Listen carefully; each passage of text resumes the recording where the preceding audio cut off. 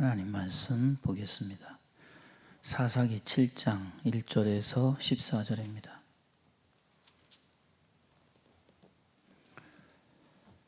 구약성경 361쪽입니다. 우리 한 절씩 교독합니다. 여룻바알이라 하는 기드온과 그를 따르는 모든 백성이 일찍이 일어나 하롯센 곁에 진을 쳤고 미디안의 진영은 그들의 북쪽이요 모레산 앞 골짜기에 있었더라.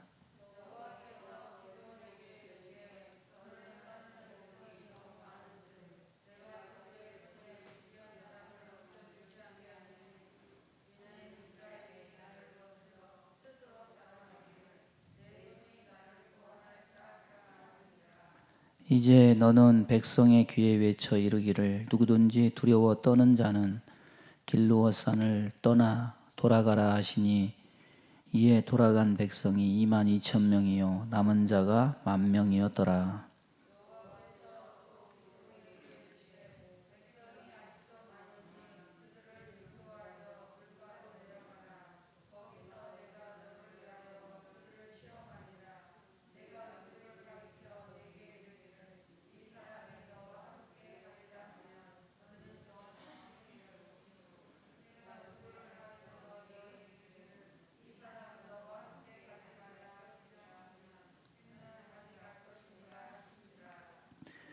이에 백성을 인도하여 물가에 내려가매 여호와께서 기드온에게 이르시되 누구든지 개가 핥는 것 같이 혀로 물을 핥는 자들을 너는 따로 세우고 또 누구든지 무릎을 꿇고 마시는 자들도 그와 같이 하라 하시더니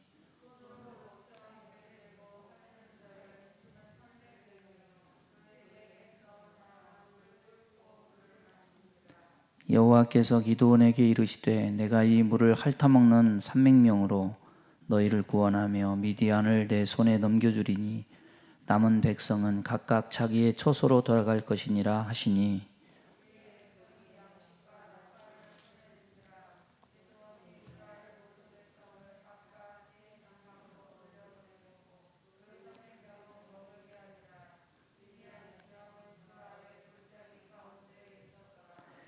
그 밤에 여호와께서 기드온에게 이르시되 일어나 진영으로 내려가라 내가 그것을 내 손에 넘겨주었느니라.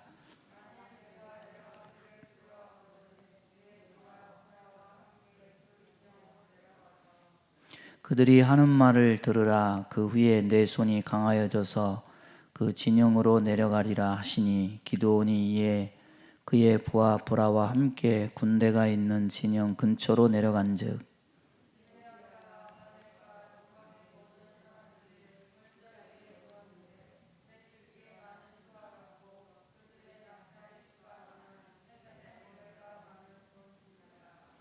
기드온이 그곳에 이른즉 어떤 사람이 그의 친구에게 꿈을 말하여 이르기를 보라 내가 한 꿈을 꾸었는데 꿈에 보리떡 한 덩어리가 미디안 진영으로 굴러 들어와 한 장막에 이르러 그것을 쳐서 무너뜨려 위쪽으로 엎으니 그 장막이 쓰러지더라. 인간 사회에는 상식이란 게 있습니다. 상식은요 뭐냐면 특별히 공부 안 해도 경험에 의해서 갖게 되는 지식이 상식이에요. 사람과 더불어 살다 보면 이 자연과 부딪히면서 살다 보면 거기서 지식을 얻게 돼요. 손가락을 안으로 굽히면 안 부러져요. 아 이거는 되는구나. 근데 이거를 이렇게 밖으로 꺾으면은 이거는 굽혀지는 게 아니라 이건 손가락 부러지죠. 이런 건 기본적인 지식이죠. 불을 만지면 안 돼요. 응? 불을 만지면 데인다. 이거 어린애들 한 번씩 다 해보고 나중에는 절대 불 안 만지죠. 비나 눈이 많이 올 때는 등산을 하면 안 된다. 이런 건 경험적으로 다 하게 되는 거죠. 비가 오면 눈을 써야 되고 눈이 오면 눈길 조심해야 되고 공부하지 않아도 다 자연적으로 알게 되는 지식. 이걸 상식이라고 그래요. 그래서 우리 사회에 있는 법도 뭘 기반해서 만들어지냐면 상식에 기반해서 만들어지는 거죠. 삶을 억지스러움이 아니라 상식적으로만 우리가 살아가면은 사실 세상에서는 적어도 저 사람 나쁜 사람 이런 소리는 우리는 듣지 않을 것입니다. 이 사람 사는 사회에서는 모든 게 상식이 중요하고 상식에 기반돼서 정책도 만들어지고 법이 세워지기도 하는 유익이 있지만, 그런데 참 아이러니하게 이 상식이라는 것이 신앙생활에 있어서는 신앙생활을 방해하는 요소가 되기도 합니다. 하나님이 일하시는 그 모양새가 항상 상식을 초월해요. 상식적이지 않아요. 그래서 하나님은 때로 상식적이지 않은 일을 요구할 때가 많기 때문에 우리가 신앙생활을 할 때 혼란을 느낄 때가 많죠. 하나님께서 아브라함을 믿음의 조상으로 만들어 가실 때는 거의 75세에 불러가지고 이삭을 드리기까지 거의 40년이 걸리죠. 이 긴 세월의 시간을 두고 만들어 가셨지만은, 기드온을 믿음의 사람으로 다루어 가시는 모양새는 어떻게 보면은 속전속결해요. 왜? 바로 전쟁을 해야 되기 때문에. 우상을 찍어 넘기는 그 믿음 갖기도 쉬운 일이 아니었지만은 그거 행했다고 다 끝난 게 아니에요. 그것은 이 기드온의 이름을 알려지게 하고 사람들을 결집시키는 동기를 갖게 하는 역할이었을 뿐이지, 전쟁은 아직 시작도 안 했어요. 오늘도 전쟁이 시작 안 했어요. 사람도 모아야 되고 조직도 해야 되고 전략도 짜야 되고. 여러분, 옛날에 전쟁을 하면요, 뭐 요즘 같으면은 뭐 비행기, 자동차 다 있어가지고 정군의 비상 발령하면은 금방 군인들 다 소집돼가지고 바로 전투태세 들어가죠. 옛날에는 전쟁하면요 몇 개월씩 걸려요. 불러야지, 파발 띄워야지, 병사 모아야지, 군량미 모아야지, 무기 만들어야지. 여러분, 기도는 농부 아닙니까? 농부가 갑자기 하루아침에 전쟁을 지휘하는, 그것도 수적으로 너무나 열세인데 대군을 맞아서 싸워야 되는 입장이니까 하루아침에 뭐가 확 바뀌어가지고 뭔가를 해야 되는 그 중압감, 두려움, 불안, 말할 수가 있겠어요? 12절 말씀 보니까 미디안과 아말렉과 동방의 모든 사람들이 골짜기에 누웠는데 메뚜기에 많은 수와 같고 그들의 낙타의 수가 많아 해변에 모래같이 많다. 해변에 모래같이 많다. 뭐 옛날에 이 유목민들은 전쟁을 하면은 자기 혼자만 가는 게 아니라 집안 식구들, 노예들 다 데리고 가니까 엄청나게 많았겠죠. 그러니까 그 적군의 모습을 바라보니 기드온과 이스라엘 백성들의 마음에 있는 그 두려움은 이루 말할 수가 없었을 거예요. 여러분, 그 축구 경기장 같은 데 가면 응원전 펼치잖아요. 예? 응원전. 뭐 내가 축구는 좋아하는 건 아니지만은 가끔 응원전 보면은 뭐 그거 전문적으로 하는 사람은 뭐 열일 제쳐두고 뭐 표 사가지고 거기 가서 막 띠 두르고 막 그렇게 하던데, 나는 하라고 해도 못 하겠어요. 예? 대단하지 않습니까? 저쪽에서 막 응원을 하면 이쪽에서도 그거 안 지려고 막 큰 소리로 얘기하고, 그게 기싸움이잖아요. 눈으로 보고 이게 귀로 듣는 게 이만큼 이게 마음에 영향을 미치죠. 근데 현실 앞에 미디안과 전쟁을 해야 하는 이 기드온의 반응이 어떻게 보면 그럴 수밖에 없는 거죠. 눈으로 보이는 엄청난 대군, 막 마음이 눌리죠. 이런 현실 앞에 어쩌면 믿음이 상식이 아니라 두려움이 현실이고 당연한 거예요. 여러분, 하나님께서 기드온에게 양털 시험을 2번씩이나 허락하신 이유가 있다면은, 첫째는 기드온이 무슨 사적인 이익을 위해서 그걸 구한 게 아니고, 둘째는 갑자기 하루아침에 농부가 전쟁하는 지도자가 돼서 대군을 맞아 싸워야 되는 중압감의 이런 현실 속에서 그가 가지고 있는 두려움과 공포를 하나님께서 덜어주시려는 그런 목적이 있었을 거예요. 근데 여러분, 이 전쟁에서 문제가 뭡니까? 미디안 군일까요? 눈에 보이는 미디안 군의 대군일까요? 아니면 밖에 있는 게 아니라 이 기드온의 심령에 있는 두려움과 공포가 문제일까요? 우리는 항상 눈에 보이는 요소가 문제라고 생각을 해요. 근데 사실 문제는 눈에 보이는 요소가 아니라 우리 심령 속에 하나님을 신뢰하지 못하고 보이는 현실에 휘둘리고 짓눌리는 이것이 항상 문제죠. 두려움과 공포는요, 하나님께 지배받는 게 아니라 눈에 보이는 것에 지배받고 있는 증거예요. 저와 여러분은 하나님을 더 두려워합니까? 코로나를 더 두려워합니까? 사람은 다 똑같습니다. 눈에 보이는 거, 현실이 우선이에요. 그러니까 우리가 뭐 믿음이 있다 그러지만은 우리는 정말요, 시시때때로 믿음이 없어. 시시때때로. 여기서 예배하고 기도하고 찬송 부르면 조금 마음이 이렇게, 아, 내가 이렇게 살면 안 되지. 믿음으로 살아야지. 이렇게 갔다가 저 문 열고 나가면은 바로 세상의 지배를 받아요. 영향을 받고. 정말 시시때때로 믿음이 없어요. 매번 현실 속의 두려움과 공포를 놓치지 못하고 살아요. 우리는 하여간 믿음이 없어요. 하여간 믿음이 없어. 오늘 말씀은 이 미디안군을 치기 전에 하나님께서 기드온 속에 있는 이 두려움과 공포를 몰아내시기 위해서 어떻게 일하시는가? 아직 전쟁 시작하지도 않았어요. 코로나에 의해서 꼼짝도 못하고 두려움과 공포에 질려있는 이 현실 속에서 이 말씀 마음에 간직하고 용기 있고 담대한 믿음 회복할 수 있는 저와 여러분 되기를 바랍니다. 첫 번째는 오늘 1절 말씀 보니까 모든 백성이 일찍이 일어나 하롯셈 곁에 진쳤다. 하롯이라는 뜻이요, 두려움과 떨림과 공포라는 뜻이래요. 그러니까 참 이 말 자체가 웃긴 거예요. 두려움에 떨고 있는 이스라엘 백성이 두려움의 샘에 진쳤다. 그 코미디 같은 해학적인 표현입니다. 떨려 죽겠는데 이렇게 표현을 했어요. 두려움에 떨고 있는 이스라엘 백성이 두려움의 샘에 진쳤다. 믿음의 눈으로 보면 해학적인 거죠, 이게. 왜?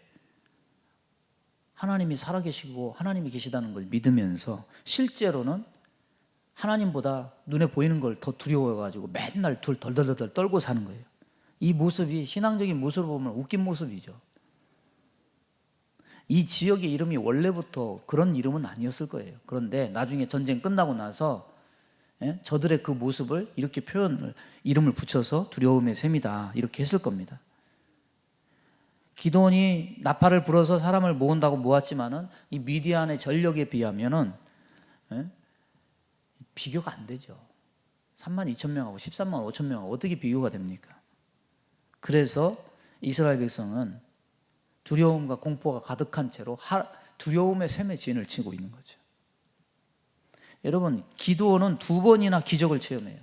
우상을 부쉈음에도 불구하고 그것을 통해서 하나님이 사람을 불러 모으게 만드는, 또 하나는 양털 시험. 그가 원하는 대로 다 응답해 줬어요.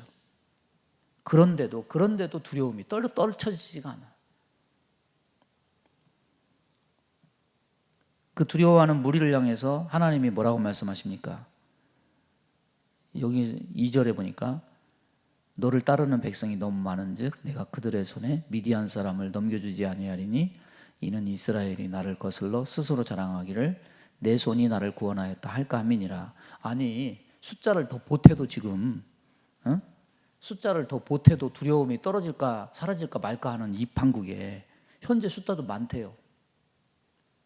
이 상식적인 군대 장관이라면 더 군인의 수를 확보를 하고 군비를 증강시키고 전략을 수립해야 되고 이렇게 해야 되지 않습니까? 그게 두려움에 사로잡힌 기드온의 최선이 아니겠어요? 그런데 이 하나님의 관점은 항상 일관적일 뿐만 아니라 우리하고 너무 달라. 완전히 달라요. 하나님은 한 번도 숫자와 크기를 중요하게 여기시지 않아요. 성경 보면. 따라서 보겠습니다. 숫자나 크기를 하나님은 항상 부정하신다. 우리는 숫자나 크기에 와 이러고 숫자나 크기에 주눅 들고 숫자나 크기를 알아주거나 숫자나 크기 앞에서는 꼼짝도 못하고 이러잖아요. 근데 하나님은요, 창세기부터 요한계시록까지 보면 숫자와 크기를 별로 중요하게 보이지 않아요. 특히 전쟁에 있어서 한 번도 그런 적이 없어요. 이미 적은데 더 모아오라고 해도 못 이길 것 같은데 수를 줄이라고 하시고 32,000명이 너무 많다.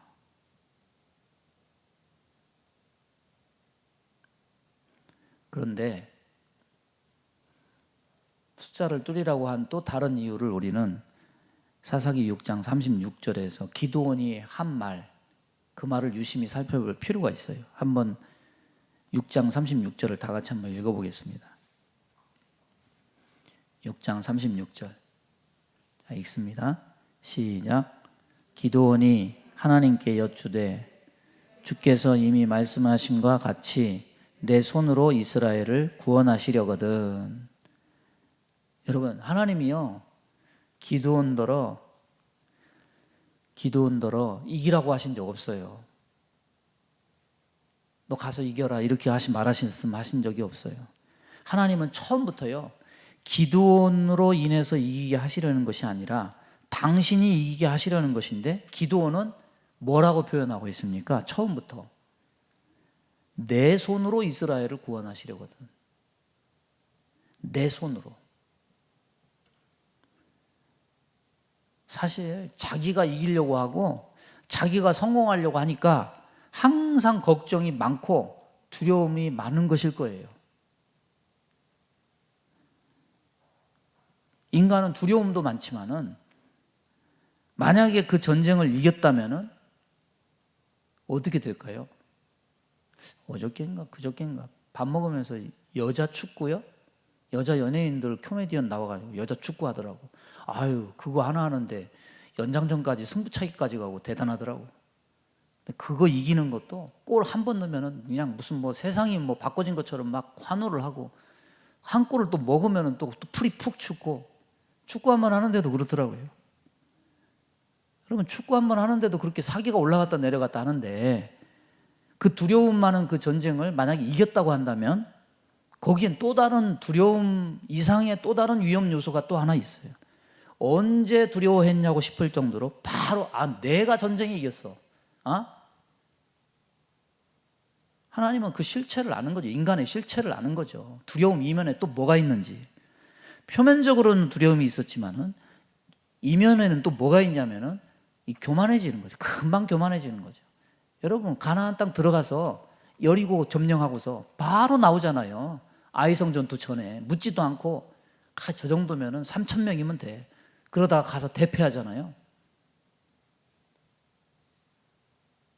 두려움도 문제지만 더 큰 문제는 뭐냐? 더 큰 두려움은 뭐냐? 교만이에요. 에? 조금만 해결해 주면 또 지가 했대. 그래서 두려워 떠는 이유로 22,000명을 돌려보내고 10,000명이 남아요. 10,000명으로 닫아집니까? 4절에 아직도 많다. 백성이 아직도 많다. 더 돌려보내라는 거죠. 여러분, 하나님이 보여주고 싶은 것이 뭘까요? 목적이 있어요.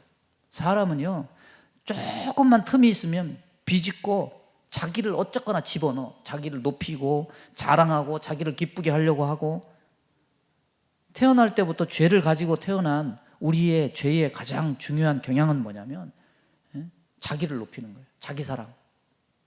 자기를 기쁘게 하고, 하나님께 돌아가야 되는 영광을 자기가 막 훔쳐요. 내가 했다고 그러고. 뭘 내가 해요? 다 하나님 은혜지. 하나님께서 우리를 높여주시고 우리에게 영광을 주셔야 우리에게 삶에 은혜가 있는 거지. 우리의 본성은 내가 했다고 그러고 틈만 나면은 우리를 기쁘게 하고 내 손에 힘을 자랑하려고 해요. 이런 어리석은 경향 때문에 전쟁에서 하나님이 주시는 구원과 승리와 영광을 가지고도 망하는 어리석은 길로 떨어지는 예가 많아요. 사울왕도 그래서 망하잖아요. 결국 그렇게 겸손했던 사울이 왕이 되고 보니까 내 영광, 자기 체면,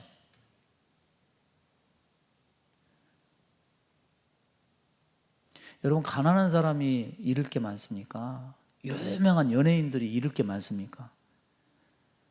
유명한 연예인들 예를 들어서 신문에 가끔씩 나오고 뭐 거짓말해가지고 막 고소하고 이런 거 보면, 연예인들은 흠집만 내면은 그 명예가 있기 때문에 받는 데미지가 크잖아요.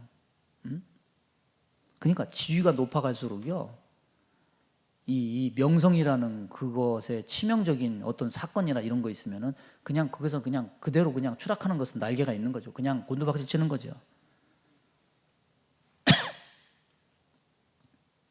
숫자를 확 줄여서 우리가 했다, 우리의 수고다, 아예 말을 못 붙이게.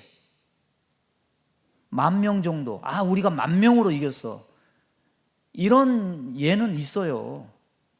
알렉산더 대왕이 3만 명의 군대로 페르시아의 그 몇십만 군대를 쳐부수잖아요. 세계 역사에 있어요. 여러분, 이순신 장군이 12척의 배로 수백 척의 그 일본 그 저기를 다 쳐부수잖아요. 노량해전. 세계 해전사의 4대 해전 중에 하나 아니에요? 있어요. 근데 300명으로 13만 명을, 그게 말이 돼? 이렇게 얘기하죠, 바로. 이거는 정말 하나님이 하셨어, 이렇게 나올 수밖에 없죠. 아예 이유를 거기다 갖다 붙이지 못하게. 우리의 본성은 주님이 80% 하시고 나도 조금 했어, 슬쩍 끼워 넣는 거죠. 아예 그것도 발을 못 붙이게. 300명으로 13만 5천 명을 이기는 건 안 돼요.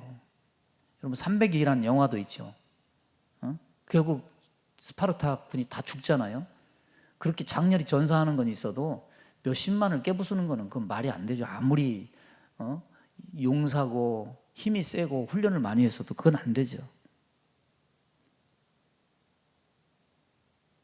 정말 하나님이 아니면 하나님이 하신 거구나, 이렇게 말을 꺼내지 못하도록 하나님이 지금 손을 쓰시는 거예요.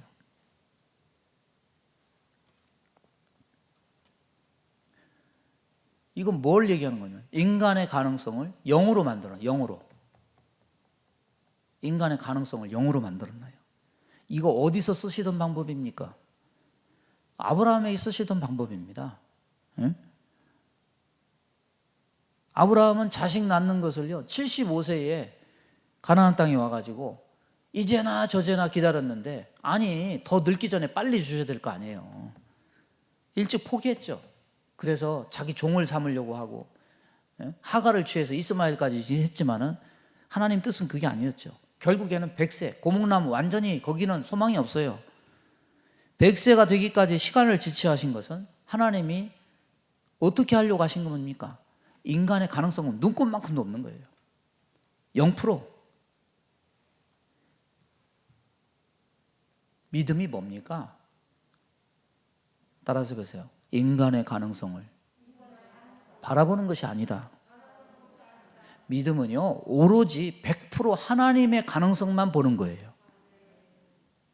여러분, 자꾸 환경 나아지면, 상황 나아지면, 조건 나아지면 이런 것으로 두려움과 불안을 제거하려는 시도는 믿음이 아니에요. 그건 세상적인 방법이죠.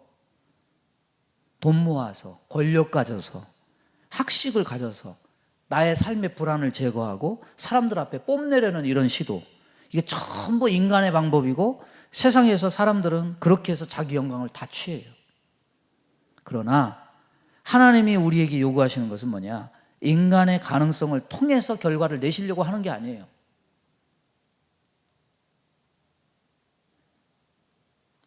기드온은 전부 인간적인 눈으로 지금 판단하니까 막 두려움과 불안이 가득한 거죠.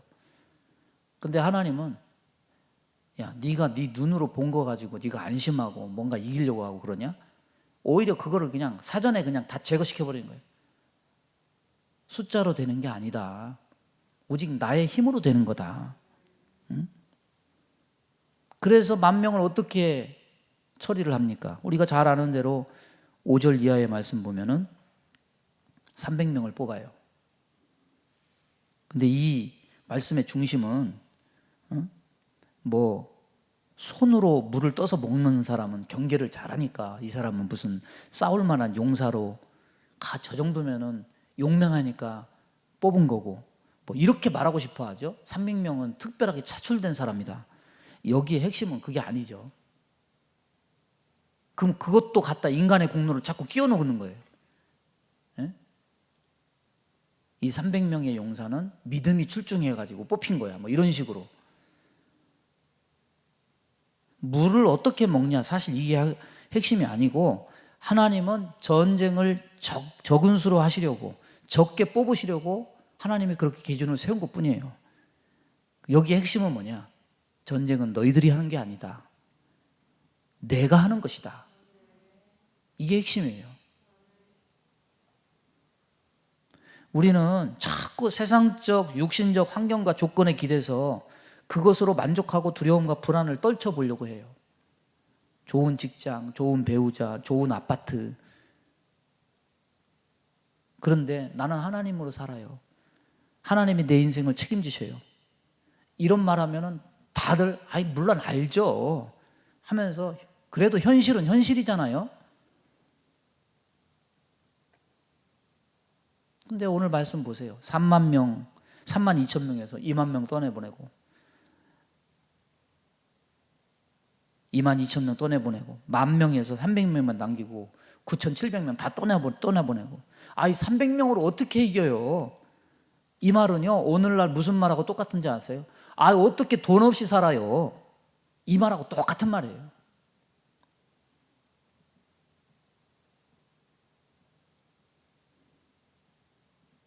여러분, 돈으로 사는 게 아니라 믿음으로 살면 하나님이 우리 인생 책임지시는 거 아닙니까?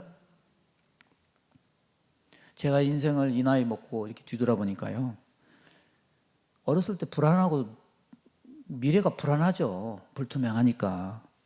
미래를 생각하면 나이 적었을 때 암울하고 두려움과 불안이 있죠. 결혼해서 애 낳고 학교도 다녀야 되고 일도 해야 되고, 막막한 기분에 제가 그렇게 기도했던 게 생각이 났어요. 뭐라고 기도했냐면, 하나님, 저는 제 집을 언제 세웁니까? 그렇게 기도했던 날들이 있었어요. 근데 지나고 보니까요, 돈이 있어서 산 거 아니었고, 내게 항상 부족했던 것은 사실은 돈이 아니라 믿음이었고, 내가 지금까지 산 것은 하나님의 은혜로 산 것일 뿐이었어요. 이제 애들이 벌써 다 컸어요. 그럼 지금은 평안합니까? 미래는 여전히 또 불투명해. 나의 남은 인생은 그래서 처음부터 끝까지 다 불투명해. 다 불안하고 다 알 수가 없어요. 인생 자체가 그런 거예요. 여러분, 두려움과 불안, 위태한 것은 모든 인간의 환경과 상황이 다 그러한 거예요. 내가 의지하는 것들 2만 2천 명 떠내보내듯이, 9,700명 떠나보내듯이 다 내려놔야 돼요. 우리가 욕심 부린다고 인생 잘 살 수 없어요. 조금만 여지를 주면 내가 했다고 말하고 싶어 하죠. 난 이렇게 살았어. 사실 핵심은 하나님 은혜로 산 건데, 내가 잘해서 막 그랬다고, 나 자수성가했다고 막 그렇게 말하고 싶어 하죠. 아니에요. 300명으로 13만 5천 명 이긴 것은 인간의 힘으로 된 게 아니에요. 거기 어떻게 내가 들어가요? 말도 안 되는 일이죠. 이거는 나라는 존재가 거기에 조금이라도 섞여 들어갈 수 있어서 설명될 수 있는 사건이 아니에요. 이 300명은 하나님이 하셨다. 하나님의 주인 되심을 인정하시기 바랍니다. 우리 삶을 통해서 영광 받으실 분은 내가 아니에요. 하나님이셔요. 자, 두 번째는 하나님이 300명만 남기고 다 보내라고 그래가지고 하라는 대로 하기는 했어요. 행동은 했는데 이 마음이 안 따라줘. 평안하지가 못해. 여전히 주저하고 자신감이 없어서 기드온이 어떻게 이 300명 데리고 전쟁을 하나 염려가 돼가지고 밤에 잠이 안 와요. 그때 주님이 찾아오셔요. 아직도 두려워 떠는 기드온에게 다시 한번 승리의 확신을 주기 위해서 부하를 데리고 너 미디안 진영으로 한번 가봐라. 가서 보초병들의 나누는 대화를 들어요. 그 대화가 13절 이하죠. 뭔 얘기입니까? 아, 내가 한 꿈을 꿨는데 꿈에 보리떡 한 덩이가 우리에게 들어왔는데, 아니 그 보리떡 한 덩어리가 굴러와가지고 이 장막을 무너뜨리더라. 그러니까 그 친구가 해석을 하죠. 아, 이건 보리떡이 아니야. 이 보리떡 한 덩어리가 아니고 이건 기드온의 칼이야. 하나님이, 그 이스라엘의 하나님이 우리 군대를 기드온의 손에 맡긴 거야. 이렇게 해석을 하는 거를 자기가 듣잖아요. 여러분, 보리떡 뭡니까? 보리떡. 쌀떡도 아니고 보리빵이죠. 보리빵. 옛날에 지금 우리가 먹는 파리바게뜨나 이런 뭐 제과점빵은요, 옛날에 귀족이나 왕만 먹는 거지. 그때는 뭐 재분수도 없어가지고 지금 있는 그런 빵이 아니에요. 검은 빵이죠. 검은 빵. 옛날에는. 보리빵은 이스라엘 평민들이 먹는, 우리가 지난번에 맥주 감사주일 지켰잖아요. 초실절은 보리를 추수하고 밀추수는 맥주절라라고. 그러니까 그들의 주식이 보리와 밀인 건데, 이 보리는 이스라엘 평민들이 먹는 음식이에요. 보리떡 한 덩이, 한 입에 한 입. 짓밟으면 상하고 많은 보잘것없는 거예요. 힘이 없어요. 그런데 적군들은 그걸 뭘로 해석을 하느냐? 이거 기드온의 칼이다. 생각을 해보세요. 기드온은 지금 미디안 군대가 두려워가지고 벌벌 떨고 마음의 평안을 얻지 못하고 잠이 안 오는데, 적군들이 자신들의 마음에 있는 것을 쏟아놓는 것을 우연히 들었는데, 오히려 적군들은 자기를 두려워한다. 그들의 마음을 안 순간 이 기드온이 마음에 있는 두려움을 떨칠 수 있게 되는 거죠. 지금 하나님이 전쟁하기 전에 지금 뭔 전쟁 준비를 하는 게 아니에요. 지금 하나님이 다루고 있느냐? 기드온의 마음을 다루고 있어요. 너 왜 두려워해? 너 눈에 보이는 거 두려워하지 마. 너 네 마음을 다스려라. 기드온은 보리떡 같은 사람이에요. 보리빵 같은 사람. 잘난 것이 없어. 준비된 것도 없고 가진 것도 없고 전쟁할 줄도 몰라. 이스라엘도 그래요. 평범해요. 보잘것없어요. 특별하지 않아요. 잘난 것이 없어요. 그런데 그 가운데 하나님의 역사와 기적이 이루어질 때 보리떡이 칼이 되는 거죠. 평범한 것이 특별한 것이 되는 거예요. 평범함이 특별함이 된 대표적인 분이 누구십니까? 예수님 아니에요? 고운 모양도 없고 풍채도 없도다. 사람들에게 멸시를 당하고 귀히 여기지 않았다. 모퉁이 돌이 머릿돌이 되시고 떠인 돌이 온 세상에 가득한 돌이 돼요. 믿음은요, 세상에서 멸시를 받습니다. 귀한 것으로 여긴 받지 못해요. 그러나 하찮고 평범해도 하나님은 하찮은 것을 귀한 것으로 만드신다. 당신이 함께하면 그렇게 만들어 가신다. 전쟁 준비하는 자는 병참을 준비해야 되고 사람 모아야 되고 전략을 짜야 되고 병사들 사기를 높여야 돼요. 그런데 성경에는 그런 이야기 하나도 안 나와 있어요. 미디안과의 전쟁을 위한 하나님의 준비는 뭐였느냐? 기드온을 향한 마음의 준비. 너 믿음 가져라. 너 상식으로 살지 마. 응? 그 마음의 두려움 제거하고 믿음으로 가득하게 하기 위한 준비였어요. 오히려 숫자를 줄임으로 전쟁 후에 교만에 빠질 두려울 일을 차단시키고, 뭔가 하기는 하는데 불안과 두려움으로 가득 찬 그가 적군이 오히려 자신을 두려워하고 있음을 통해서 믿음을 갖게 하는 일을 하나님은 지금 하고 계신 거예요. 보리떡 한 덩이라고 보잘것없다고 비하하면 안 돼요. 보리떡 한 덩이라도 괜찮다. 하나님이 그것을 쓰시면 그것이 기드온의 칼이 된다.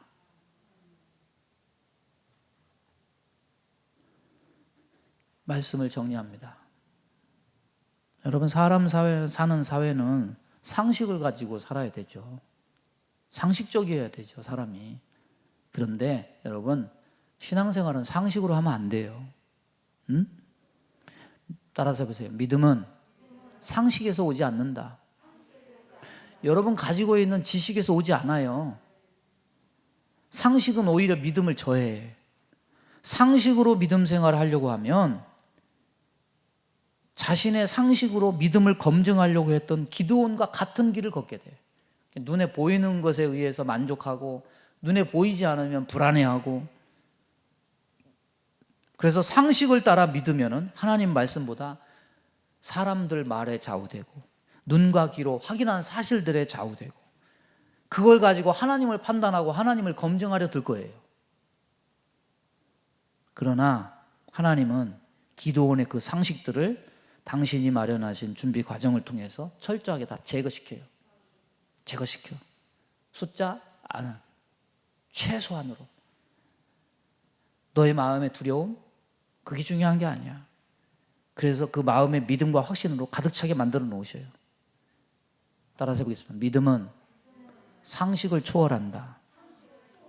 왜 그런 줄 아세요? 하나님 자체가 상식 위에 계신 분이기 때문에. 이 세상의 모든 상식은 누가 만들어 놓은 겁니까? 하나님이 만들어 놓은 게 아니에요. 해가 동쪽에서 떠서 서쪽으로 진다. 이거 누가 만든 거예요?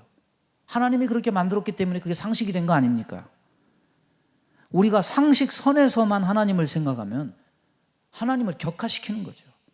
어떻게 하나님을 상식으로 대합니까? 세상은 하나님 앞에 교만해요. 왜냐하면 자기 상식으로 하나님의 일들을 조롱거리로 만들어버려요.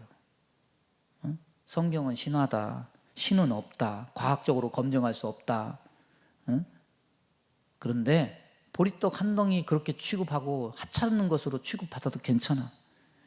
잘나고 똑똑하지 못해도 괜찮아요. 하나님은 보리떡 한 덩어리로 사람이 할 수 없는 일을 하게 하셔요. 보리떡 5개, 물고기 2마리가 예수님 손에 들리니까 5,000명을 먹이는 능력으로 나타나지 않습니까? 하나님은 보리떡 한 덩어리로 미디안 대군을 물리치지 않으십니까? 그러니까 여러분, 이런 시대에 나는 보리떡과 같아, 별거 없어, 푸념하지 마세요. 믿음으로 사시기 바랍니다. 우리의 문제는 내가 보리떡이냐 쌀떡이냐 이 문제가 아니에요. 항상 믿음이 아닌 이 환경과 조건, 상황과 상식을 따라 판단하는 우리의 마음에 있어요. 이거를 제거시켜야, 기도원의 마음에 이걸 제거시키기 위해서 하나님의 역사가 그렇게 나타나야 그제서야 전쟁이 시작되는 거예요. 믿음으로 사시기 바랍니다. 기도하겠습니다. 하나님 아버지, 우리가 하찮은 보리떡과 같지 않습니까? 눈에 보이는 것 가지고 우리는 좌우되고, 우리는 불안하다고 두렵다고 하고, 우리는 그렇게 하지만 하나님은 보리떡을 칼로 만드셔서 하나님의 역사를 이루어 가시는 하나님이심을 믿습니다.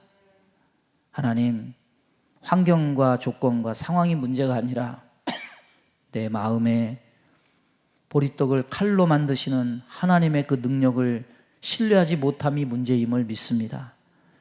우리 믿음의 백성들 더 큰 믿음 가지고, 이 믿음 가지고 전염병도 이기고 이 인생 속에 승리하는 삶을 살아갈 수 있도록 저들과 함께하여 주옵소서. 예수님의 이름으로 기도하옵나이다.